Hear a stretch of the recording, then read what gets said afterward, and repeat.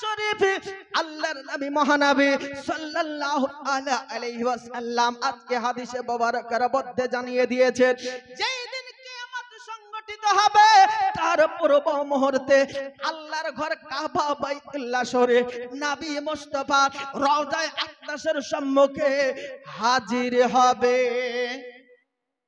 জোরে বলেন সুবহানাল্লাহ।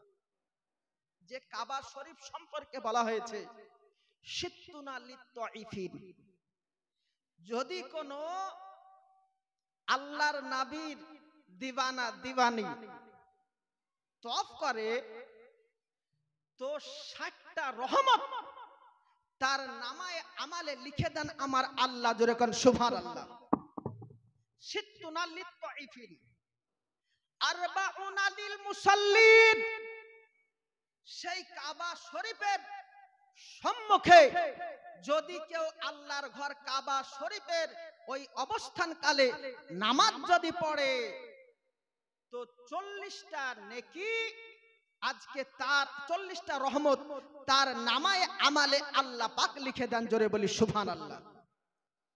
তারপরে বলা হয়েছে ইসরুনা লিন নাজিরিন, 20টা রহমত সেই আল্লাহর ঘর কাবা শরীফকে যদি কেউ দেখে দর্শন করে, তওয়াফ করে নয়, ওইখানে নামাজ পড়ে নাই, অনতি দূর থেকে যদি দেখে তো 20টা রহমত সেই আল্লাহর বান্দা বান্দির নামায়ে আমালে লিখে দেন আমার আল্লাহ। জোরে কোন সুবহানাল্লাহ। কি কাবা শরীফের সম্মান!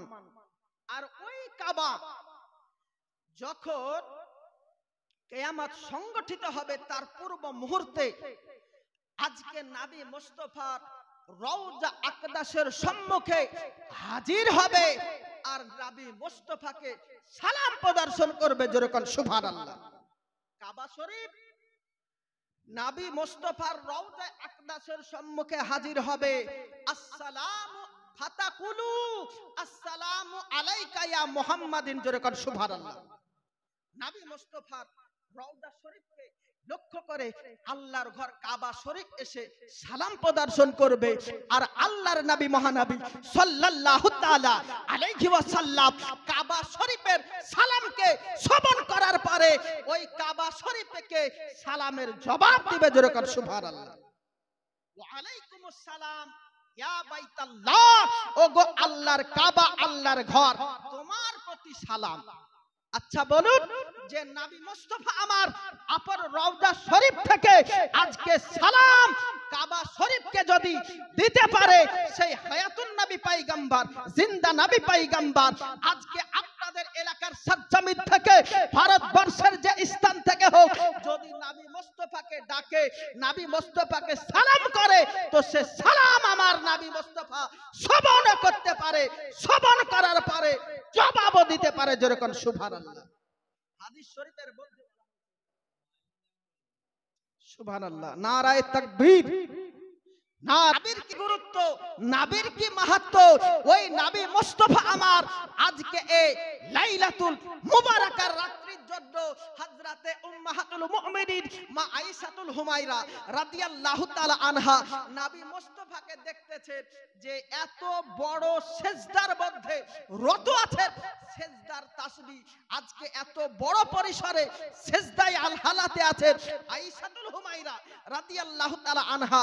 উনি চিন্তা করছেন যে কি জানি সেজদার হালাতে আজকে নবী আমার সেজদা উঠাচ্ছেন না, তো ওনার ইন্তিকাল তো হয়ে যায়নি, সেজদা উঠাচ্ছেন না, এহেন হালাতে আজকে আকা মুস্তাফাকে সাক করার জন্য নবী মুস্তাফার পায়ের তালুর আঙ্গুলে এই রকম ভাবে টাচ করেছেন। জোরে কান সুবহানাল্লাহ। এবার আয়েশাতুল হুমায়রা রাদিয়াল্লাহু তাআলা আনহার এই স্পর্শকে আজকে উপলব্ধি করার পরে নবী আমার বলছেন, এ আয়েশা তুমি কি ভাবছো আমি তোমাকে ফাঁকি দিচ্ছি, তোমার সন্নিকটে সময় দিচ্ছি না, বলে লা ইয়া রাসূলুল্লাহ, সেটা নয় গো নবী, আমার আকা মুস্তাফা কারীম সাল্লাল্লাহু তাআলা আলাইহি ওয়াসাল্লাম কে বলছেন, বলে ইয়া রাসূলুল্লাহ, ইয়া হাবিবাল্লাহ নবী গো, আজকে অন্য দিনের চাইতে সিজদাকে এত বড় করেছেন, আমি আয়েশাতুল হুমায়রার অন্তরের মধ্যে আজকে চোট লেগে গেছে, এজন্য আপনাকে স্পর্শ করে চাক করছিলেন। বলে সিজদা বড়র কারণটা কি? নবী আমার বললেন, বলে আয়েশা তুমি কি জানো আজকের এই রাত্রিটা কোন রাত? বলে আপনি ভালো জানেন। নবী আমার বললেন আজকের রাত্রিটা হচ্ছে নিষ্ফেমের শাবান, অর্থাৎ শাবান এই আপনার কিনা 14 তারিখের আজকের এই দিবাগত রাত্রি হচ্ছে 15ই শাবান, যেই রাত্রিকালে আসমানের পক্ষ থেকে হাজারো হাজার ফেরেশতা আল্লাহর হুকুমে জমিনের মধ্যে অবস্থান করে এবং অহরহ খোদাই রহমত বর্ষিত থাকে, হতে থাকে। জোরে করে সুবহানাল্লাহ। এই নিষ্পেবের শাবান আমাদের মধ্যে আমরা আজকে পেয়েছি, তো সবই নবীর সাদকায়। সরকারে আলা হযরত বলছেন, হ্যাঁ জমিন ও জামা তোমারে দিয়ে,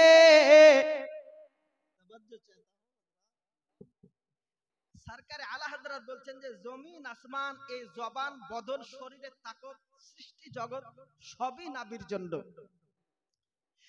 जमीन जमा तुम्हारे लिए, मकीनो मका तुम्हारे लिए। বুঝতে পারছেন না? এই নাচ যদি আজকে দিনাজপুর শিলিগুড়িতে হতো তো এখানে নোটের বৃষ্টি হয়ে যেত। জি, আপনারা বুঝতে পারছেন না, কিন্তু চায়ের দোকানে হিন্দি গান যদি হয়, বিয়েতে আপনাদের দিকে ডিজে বাজায় বাজায় বাজায় না? তাহলে আপনারা খুব ভালো। যত আলা ঝালা আগডুম বাগডুম ঢুকু ঢুকু আর ভাক্কু ভাকু, ওই আমাদের ভগবানগুলা লাল গুলায়। এলাকার লোক ভালো আলহামদুলিল্লাহ। ডিজে বন্ধ করেন। এই ডিজের ফুজুল খরচা এ টাকা দিয়ে পাপ না ক্রয় করে আপন গোরস্থানকে সাহায্য করেন। কিছু বলছেন?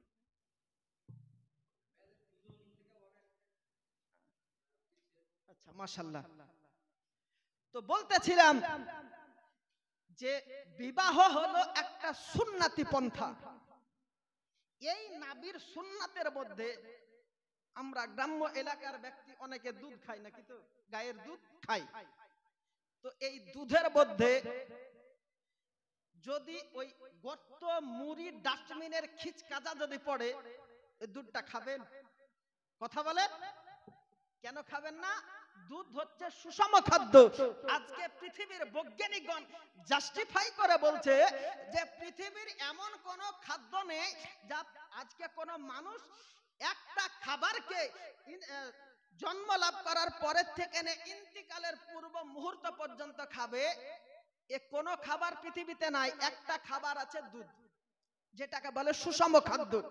এর মধ্যে প্রোটিন, ফ্যাট, আপনার ভিটামিন ডি, সি, এ, বি, যত রকমের ভিটামিন দুধের মধ্যে আছে।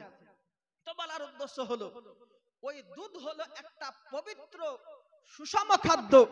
এই দুধের মধ্যে যদি খিচকাদা নোংরা ভরে দেয় তো ওই দুধটা যেমন খাবার যোগ্য হয় না, তদারূপ বিবাহ সুন্নাতের অনুষ্ঠানগুলো হলো নবীর জন্য। নাকি বলছেন? যে সুন্নাত সম্পর্কে নবী আমার বলেছেন, মান তামাসসাকা বি সুন্নাতি ইনদা ফাসাদি উম্মতি, একবার সুবহানাল্লাহ বলে। একটা সুন্নাতকে যদি কেউ জিন্দা করে তো আল্লাহর নবী মহানবী সাল্লাল্লাহু তাআলা আলাইহি ওয়াসাল্লাম বলে যে 100 শহীদের নেকি তার জন্য আল্লাহ পাক রব্বুল আলামিন লিখে দেয়। জোরে বলি সুবহানাল্লাহ। এখন এই সুন্নাতি বিবাহের অনুষ্ঠানে, সুন্নাতি খাতনার অনুষ্ঠানে ওই যে দুধের মধ্যে খিচমিশা করে আপনি যে ডিজে মিশিয়ে দিলেন, এর কি কোনো গুরুত্ব আপনি রাখলেন? এই সুন্নাতি চর্চা, সুন্নাতি কালচারকে আপনি নষ্ট করে দিচ্ছেন। এ সুন্নাত কারো বাপের নয়, নবী পাকের সুন্নাত। এজন্য আপনাদের কাছে গুজারিশ, সেই ফালতু টাকাটা ব্যয় না করে জনাব হযরত মাওলানা মাহবুব আপনাদের ইমাম তৎসহ জুম্মার খুতবার খতিব ইমামও আছেন, তো বিশেষভাবে সর্বোপরি এ ভাই থাকছেন, ওই ডিজের টাকাটা আপনি আপনার ছেলেকে দিয়ে খরচা না করে এই ভাইয়ের হাতে দেওয়ার পরে শুক্রবারের দিন হোক আর ফজরের ওয়াক্তে হোক, যদি টাকাটা দিয়ে বলে বলে হুজুর আপনি দোয়া করে দিয়েন, নইলে পান খেয়ে নিয়েন, এই ইমাম এই আলেম আপনার সর্বোপরি খিদমত করছে, ইনি খুশি হবে না বেজার হবে? কথা বলে খুশি হবে। শুধু ইনি খুশি হবেন না, আজকে মদিনার তাজদার শাহনশাহে জীবিকার মাদানিকে তাজদার আহমদে মুখতার নবীও কা সরদার দোনো জাহানের মালিক ও মুখতার মদিনা শরীফ থেকে খুশি হবে। আল্লাহ পাক রব্বুল আলামিন আপনার প্রতি সরাজি ইজহার করবেন, আপনার ঘর থেকে আসমানি বালা জামিনি বালা মাহফুজ হবে, আপনার রুজি রোজগারে খুব খুব বরকত হবে। জোরে কোন সুবহানাল্লাহ। এজন্য ওই ডিজে ওই ফুজুলি শয়তানি খরচার পিছনে টাকা দিয়ে পাপ না ক্রয় করে ইমামকে ভালোবাসুন, আলেম উলামাদের সঙ্গে একটু সোহবতে বসুন। আল্লাহ পাক রব্বুল আলামিন আপনার সর্বোপরি সমস্ত চলা বলা রুজি রোজগার আয় ব্যয় আল্লাহ পাক আপনার দিকে রহমতের দৃষ্টিগোচর করবেন। এজন্য বলতেছিলাম যে নবী মুস্তাফার মাহাত্ম্য, নবীর কি আজমাত, নবীর কি সম্মান, যে নবীর জন্য আমার সরকারে আলা হযরত বলতে লাগলেন জমিন ও জামা তোমারে লিয়ে মকিন ও বাকা তোমারে লিয়ে, ঘর বাড়ি মাকান সবই নবীর জন্য, তোমারে লিয়ে তোমার জন্য, জমিন ও জামা তোমারে লিয়ে मकीन व मका तुम्हारे लिए, जमीन व ज़मा तुम्हारे लिए, जमीन व ज़मा तुम्हारे लिए, मकीन व मका तुम्हारे लिए, चुनी न चुना तुम्हारे लिए, चुनी न चुना तुम्हारे लिए, बने दो जहां तुम्हारे लिए। এই নবীর সম্মান গাইতে গিয়ে একজন সুন্দর ছলে বলতেছেন, আমরা প্রত্যেকে কাবা শরীফকে উত্তম জানি নাকি? কারণ পৃথিবীর সমস্ত আজকে ইমাম মুক্তাদির আপনার লক্ষ্য হচ্ছে কাবা শরীফ। কাবার দিকে মুখ করে নামাজ পড়ি না ভাই? জি, আমরা কাবার দিকে মুখ করে নামাজ পড়ি। এবার এই কাবা কি বলছে জানেন? यही कहता है कोई कि काबा सबसे अच्छा है। জোরে বলেন সুবহানাল্লাহ। সবাই বলে যে কাবা হচ্ছে সবচাইতে আচ্ছা সুন্দর, তো কাবাকে বলা হলো, বলে আপনি বলেন আপনার কি জবাব? यही कहता है कोई कि काबा सबसे अच्छा है, यही कहता है कोई कि काबा सबसे अच्छा है, यही कहता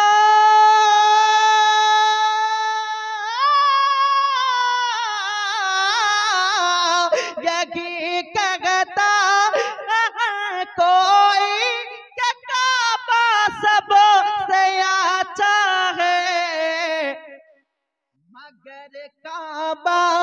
मगर काबा ये कहता है मदीना सबसे अच्छा है।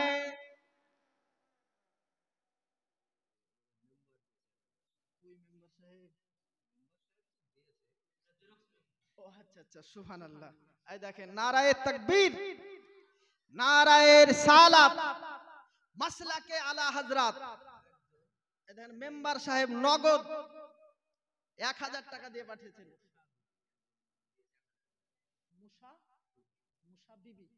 মাশাআল্লাহ, কত সুন্দর নাম গো, মুসা বিবি। সুবহানাল্লাহ, 1000 টাকা দিয়ে পাঠিয়েছেন। আল্লাহ পাক মুসা বিবির দানকে যেন কবুল ও মঞ্জুর করেন এবং আল্লাহর নবী মুসা আলাইহিস সালামের ওসিলায় যেন শাফাত নসিব করে। সকলে বলেন আল্লাহুম্মা আমিন। সুবহানাল্লাহ, দেন না গো, এ মা বোনদের লক্ষ্মী ভান্ডার আছে জি গো। এই রে, একটু দিয়ে পাঠান মা বোনেরা, একটু চটচট করে দিয়ে পাঠান।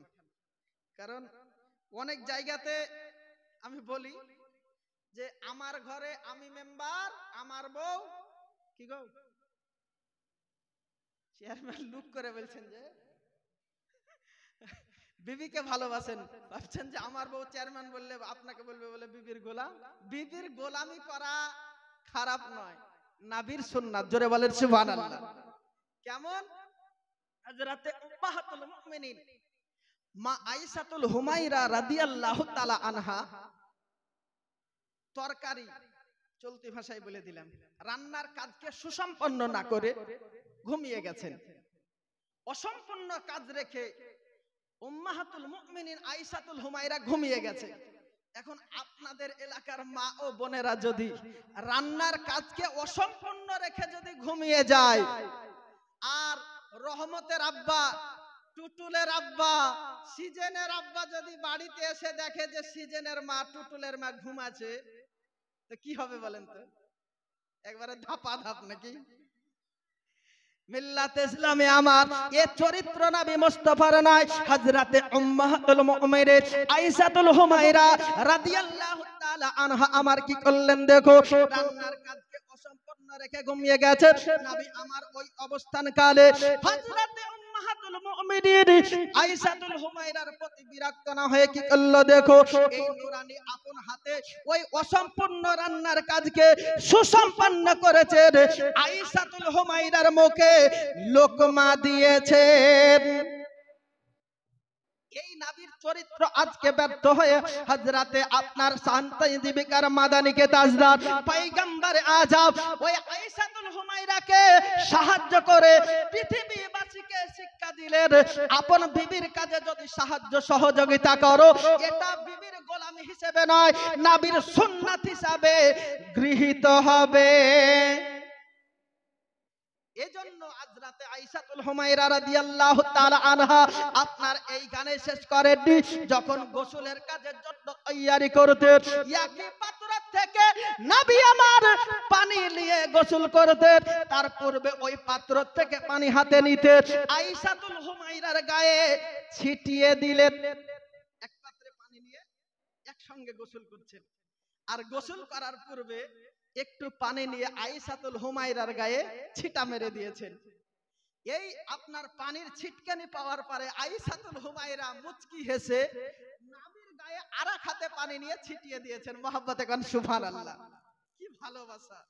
একটু এর কি ঠাট্টা মাস্কারা যদি করতে হয় তো শালির সাথে না করে, শালাজের সাথে না করে, ভাবির সাথে না করে, চাচতো বোন, খালাতো বোন, ফুফাতো বোন, মামাতো বোনের সঙ্গে না করে আপন বিবির সঙ্গে করুন, নবী রাজি হবে। যেরকম সুবহানাল্লাহ। কিন্তু আমাদের সমাজে উল্টো, ওরে বাবা রে বাবা, বিবির সম্মুখে যাইতো মনে হচ্ছে হায়ানো রয়্যাল বেঙ্গল টাইগার জি, আর ওর হাতে বাড়া রান্না খাওয়ার পরে যদি বের হয় মনে হচ্ছে সিংহ। আল্লাহ পাক স্বামী স্ত্রীর মহব্বতকে অটুট করুন। আল্লাহ পাক রব্বুল আলামিন আজকে নবীকে আমার শিক্ষা দিয়েছেন। আয়েশাতুল হুমায়রার গায়ে যখন পানি দিলেন, আয়েশাতুল হুমায়রা নবীর গায়ে পানি ছিটে দিয়েছেন। তাই বলে এই ঠান্ডা যায়নি, বাড়িয়ালির গায়ে এখন পানি ছিটায় না, নাহলে ঝামেলা বেঁধে যাবে, নাকি বলছেন? ওই গরমের সমাতে করিয়েন। মিল্লাতে ইসলামিয়া তো আল্লাহর নবী মহানবী সাল্লাল্লাহু তাআলা আলাইহি ওয়াসাল্লাম আপন অর্ধাঙ্গিনীকে ভালোবাসার কথা বলেছেন।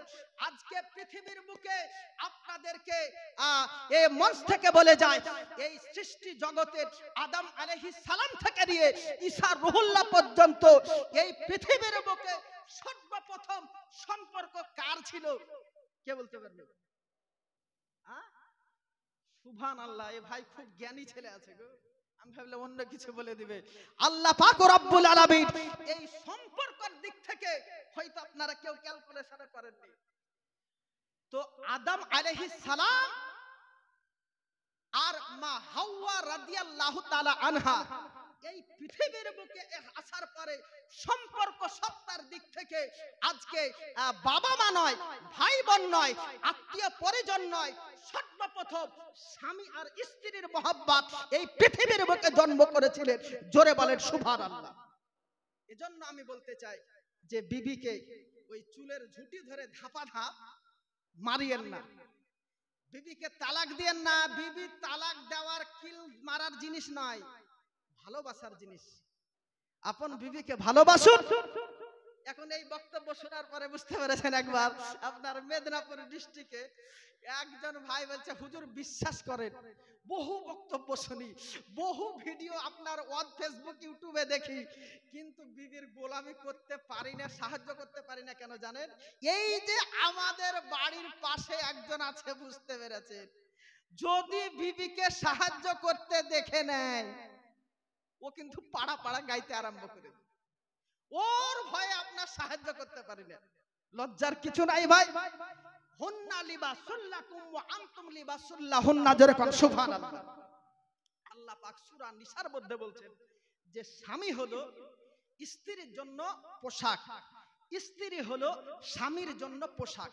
পোশাক যেমন শরীরের কালো, ফাটা, চটা, বাঁকা, আপনার ক্ষত চিহ্নর, এক কথায় শরীরের গঠন কাঠামোর যে অস্বাভাবিক জায়গাগুলো আছে সেগুলো পোশাক পরলে ঢেকে যায়, নাকি বলছেন? এজন্য আল্লাহ পাক নিজ কিতাবের মধ্যে অন্য কোন স্বর্ণ অলংকারের উদাহরণ না দিয়ে সরাসরি পোশাকের কথা বলেছেন। এ থেকে বোঝা এটাই যায় যে পোশাক যেমন গায়ের আয়ুবকে ঢেকে রাখে, আপন স্বামী বিবির আয়ুবকে ঢেকে রাখবে, আপন বিবি স্বামীর আয়ুবকে ঢেকে রাখবে। আপনি কেন মেম্বার প্রধানের দ্বারস্থ হয়ে স্বামীর গীবত করতে যাবে? আপনি স্বামীর বিষয়ে স্বামীকে নিয়ে বলেন। যদি তর্ক যুদ্ধ হয়, যদি তোমাকে বলে বলো তো সূর্য পশ্চিম দিকে উঠেছে কি উঠেনি, আপনি বলেন হ্যাঁ উঠেছে তো। যদি আপনাকে বলে, আপনাদের দিকে হাট কবে বসে? হাট বসে না? কবে? প্রতিদিনই হাট। আচ্ছা, যাই হোক, আমার বলার বিষয় হলো, যদি স্বামী আপনার সঙ্গে তর্ক বিতর্কে জড়িয়ে যায় তো ইবলিশ শয়তান গায়েবী সাহায্য করে গো। যে স্বামী আত্মীয় পরিজনদের সঙ্গে, বন্ধু বান্ধবের সঙ্গে কথা বলে না, আর বিবির সঙ্গে তর্ক যদি লেগে যায়, ওরে বাবা রে বাবা, একবারে রাজধানী এক্সপ্রেস। কিছু মহিলা আছে আমি দেখেছি আমাদের এলাকায়, আপনারা রাগ করিয়েন না, আপনাদের এলাকায় নয়, একেবারে মনে হয় যে সুফির বিটি সুফি গো, কথা বলে না, একেবারে দুই হাত ঘুমটা, কিন্তু স্বামীর সঙ্গে তর্ক লাগলে 1 সেকেন্ডের মধ্যে 20টা কথা বলে দেয়। শয়তান তাকে ইন্দদ মাদাদ করে, আপনার কথার মধ্যে একটা স্পিড চলে আসে, আপনার কথার গতিধারা বদলে যায়। স্বামী স্ত্রীর সঙ্গে যখন তর্ক যুদ্ধ হয়, এ তর্ককে আজকে লাইলাতুল মুবারাকার রাত্রিতে আপনাদেরকে বলে যায়, শুনুন, আজকে স্বামী স্ত্রীর মহব্বতকে আজকে মা হাওয়া রাদিয়াল্লাহু তাআলা আনহা, আদম পয়গম্বর, আমার নবী কাউনে মাকার হযরতে খাদিজাতুল কুবরা রাদিয়াল্লাহু তাআলা আনহা যেভাবে সংসারকে গুছিয়ে মানিয়ে নিয়েছে, ওই রকম ভাবে আপন স্বামী আর স্ত্রী একটু মানিয়ে গুছিয়ে দেয়ার সংসারকে জাহান্নামের টুকরা বানাবেন না, জান্নাতের টুকরা বানাতে হবে। যখন সরে বলেন ইনশাআল্লাহ। তো অনেক কিছু বললাম,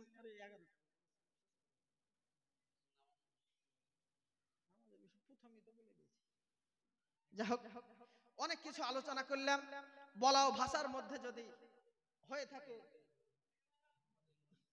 আপনি তো বললেন, ওই হুজুর তো বললেন মিল্লাত ইসলামিয়া মেঘা কেসি চক্ষু জোড়া রবি শশী মুকুটি ভরা মধুর হাসি মুকুটি ভরা মধুর হাসি তাজা গোলাপ শিশির ভেজা আহি তোরা দেখে যা আহি তোরা শুনে যা আমিনার কোলে দ্বাদশ চাঁদ দোলে নূর দেখি কাঁপালে সুরসুনি তার গলে আর বদন পাকি যা আর বদন পাকি যা আই তোরা দেখে যা আহি তোরা শুনে যা জাগিলে গলে কি তাহার মুক্তা ঝরে আর শুইলে কি গুনগুন শব্দ করে। জোরে বলেন সুবহানাল্লাহ। আপনি আমি যদি খাই তো গরুর মতো খাই আর মহিষের মতো ঘুমাই নাকি, কিন্তু নাবির ঘুমের হালাত হচ্ছে আলাদা। নাবির চোখ বদ্ধ থাকলে এই দিলের চক্ষু গোটা পৃথিবীকে দর্শন করে। জোরে বলি সুবহানাল্লাহ। আর সর্বোপরি মুখের মধ্যে গুনগুন গুনগুন করে একটা জিকির করতো। কবি বলছেন, জাগিলে গলে কি তাহার মুক্তা ঝরে আর শুইলে কি গুনগুন শব্দ করে। এই গুনগুন শব্দে কি বলে আপনাদেরকে বলবো? বলবো? হ্যাঁ না বলেন? বলবো? একটা ভাই শেষে 1000 টাকা গোরস্থানের জন্য দিয়ে দেন না? একটা ভাই। এই গোরস্থান সম্পর্কে আজকে আপনাদেরকে যদি বলা হয়, বলে কোনো ভাইয়ের ভালো কাজ পাসপোর্ট ভিসা রেডি করে আপনার Saudi, Oman, Dubai, America, South Korea পশ্চিমার দেশে যদি যাবার প্রস্তুতি নিতে বলা হয় তো 7 দিনের মধ্যে এই দেখেন 500 টাকা দিয়েছে ভাই, যদি 1000 করে দিতে, নাহলে আরেকটা ভাইকে বলো ভাই একটু 1000 করে দাও, ইজ্জত রাখো, এক্ষুনি শেষ করে দেব। তো বলতেছিলাম যে যদি কোনো ভাইকে বলা হয়, বলে ভাই তোমার দারুণ একটা কাজের ভিসা এসেছে, তো তোমার আইডেন্টি প্রুফ পাসপোর্ট ভিসা যদি ইমিডিয়েটলি রেডি করে দিতে পারো তো সেই কাজ তোমাকে দিয়ে দেওয়া হবে। আমাদের যুবক ভাইরা আধার কার্ড হোক, ভোটার কার্ড হোক, প্যান কার্ড হোক, আইডেন্টি প্রুফ যে কোনো ডকুমেন্ট হোক না কেন 7 দিনের কাজকে 3 দিনে কমপ্লিট করে নাই গো, নাকি বলছেন? কাজ যদি ভালো হয় তো 7 দিনের কাজকে 3 দিনে, দরকার হয় বাইপাস খরচা দিয়ে এজেন্ট ধরে কাজকে পরিপক্ক করে দেয়। আমার বলার উদ্দেশ্য হলো 60 বছর আল্লাহ পাক রব্বুল আলামিন আপনাকে হায়াত দিয়েছেন, আজকে গোরস্থানের জালসার আয়োজন করেছেন। 60 বছর হায়াত পাওয়ার পরে নামাজের ব্যাগ, নামাজের লাগেজ খালি কেন? 60 বছর হায়াত পাওয়ার পরে কোরআন শরীফের শিক্ষা আপনার নলেজে নেই কেন? 60 বছর হায়াত পাওয়ার পরে আপনাকে নামাজের নিয়াত ছাড়া শুধু কানফি আল্লাহ বলে নামাজ পড়তে হচ্ছে কেন? আজকে আপনাদেরকে বলতে হবে ভাই, আল্লাহর নবী মহানবী সাল্লাল্লাহু তাআলা আলাইহি ওয়াসাল্লাম হাদিসে মোবারকার মধ্যে বলেছেন, ওয়ালা কাসরাতু যিকরিল মাউত ওয়া তিলাওয়াতিল কোরআন। জোরে কোন সুবহানাল্লাহ। নবী আমার বলছেন যে সব চাইতে বেশি বেশি করে কোরআন শরীফকে তেলাওয়াত করো, কোরআন শরীফকে পাঠ করো, আর খুব খুব মৃত্যুকে স্মরণ করো। মৃত্যুকে যদি স্মরণ করেন আপনার দ্বারাই গুনাহ খাতা কোনোদিনও হতে পারবে না। কিভাবে স্মরণ করবেন? হযরতে খলিফাতুল মুসলিমিন আমিরুল মুমিনিন হযরতে উমর রাদিয়াল্লাহু তাআলা আনহু আপন সভায় যখন কাজের আপনার বিচারালয়ে বসতেন, তো উনার বেতনের টাকা দিয়ে ব্যক্তিগতভাবে একজন ব্যক্তিকে কর্মকর্তাকে রেখেছিলেন। উনার কাজ ছিল বিচারালয়ের মাসনাদে বসার আগে আগে এক ফার্স্ট উনাকে মৃত্যুর কথাটা স্মরণ করিয়ে দেওয়া। জোরে কোন সুবহানাল্লাহ। উমর রাদিয়াল্লাহু তাআলা আনহু এই পৃথিবীর বুকে জান্নাতি সার্টিফিকেট প্রাপ্ত সাহাবী।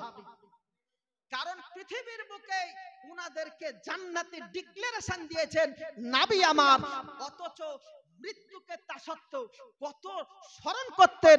সর্বোপরি নিজের বিচারালয়ের কর্মকর্তাদেরকে দিয়ে স্মরণ করিয়ে দিতেন। এহেন হালাতে যখন উমর রাদিয়াল্লাহু তাআলা আনহু এই গালের দাড়ি সাদা হয়ে গেল, ওই আপনার কর্মকর্তা জিনার কাজ ছিল সর্বোপরি উমর রাদিয়াল্লাহু তাআলা আনহুকে মৃত্যুর কথা বলে দেওয়া। ওনাকে বলছে যে আজ থেকে তোমার ছুটি। বলে হুজুর কেন? বলে তুমি যে আমাকে মৃত্যুর কথা স্মরণ করিয়ে দিতে, এই মৃত্যুর কথা স্মরণ করার জন্য তোমাকে আর লাগবে না। এই যে আমার দাড়ি সাদা হয়ে গেছে, এই সিগন্যাল আজকে কবরের চিঠি এসে গেছে। জোরে কোন সুবহানাল্লাহ। অনেক দাড়ি সাদা মানুষ আছে, কারো একটু সাদা হয়ে গেছে। কখন যে কাকে পরলোক গমন করে চলে যেতে হবে আপনাদের কাছে দোয়ার আরজি হয়ে যায়।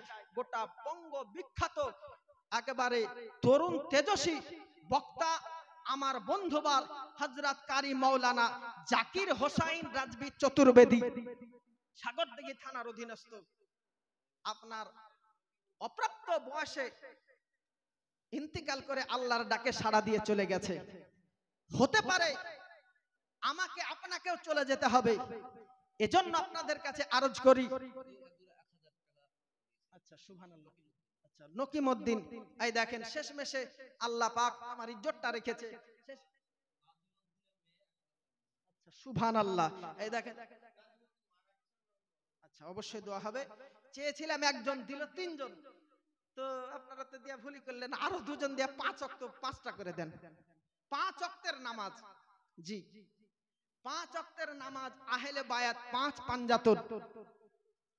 যে আহলে বায়াতের গুরুত্ব আজকে পৃথিবীর বুকে হযরতে ইবনে আব্বাস রাদিয়াল্লাহু তাআলা আনহু, নবী মুস্তাফার চাচা, তাবারানী শরীফের মধ্যে হাদিস বর্ণিত হয়েছে, নবী আমার বলেন লাউ আন্না রাজুলান শাহিদা বাইনা রুকনি আল মাকাম ইব্রাহিম ফাসাল্লা ওয়া সাওমা সুম্মা মাতা ওয়া হুয়া মুবগিদুন লি আহলি বাইতিন দাখালান নার। একবার সুবহানাল্লাহ বলেন। বলছে আচ্ছা বলেন, যদি কাবা শরীফের সম্মুখে কোন ব্যক্তি যদি মারা যায়, তো সে ব্যক্তি জান্নাতি না জাহান্নামী? জোরে বলেন না গো, জান্নাতি। কাবা শরীফে যদি কেউ মারা যায় তো সে ব্যক্তি জান্নাতি। এবার বলেন, যদি কেউ নামাজ পড়ে মরে, জান্নাতি না জাহান্নামী? রোজা রাখার অবস্থায় যদি মরে, কিন্তু নবী আমার বলছেন ফাসাল্লা, নামাজ যদি পড়ে, ফাসাওমা, রোজা যদি রাখে, সুম্মা মাতা ওয়া হুয়া মুবগিদুন লি আহলি বাইত, আর আহলে বায়াতের সঙ্গে কিঞ্চিত পরিমাণ যদি বুগজ রাখে, দুশমনি রাখে, তো সুম্মা মাতা, ইন্তিকালের পরে দাখালান নার, সেই ব্যক্তি জাহান্নামে যাবে। জি, এ হচ্ছে আহলে বায়াতের গুরুত্ব, আহলে বায়াতের মাহাত্ম্য। আহলে বায়াত হচ্ছে আজকে হযরতে আলী কাররামাল্লাহু ওয়াজহুল কারীম, ফাতেমাতু জোহরা রাদিয়াল্লাহু তাআলা আনহা এবং হাসান ও হুসাইন আর রাবিয়ে পাক, এই 5 জন হচ্ছে আহলে বায়াত।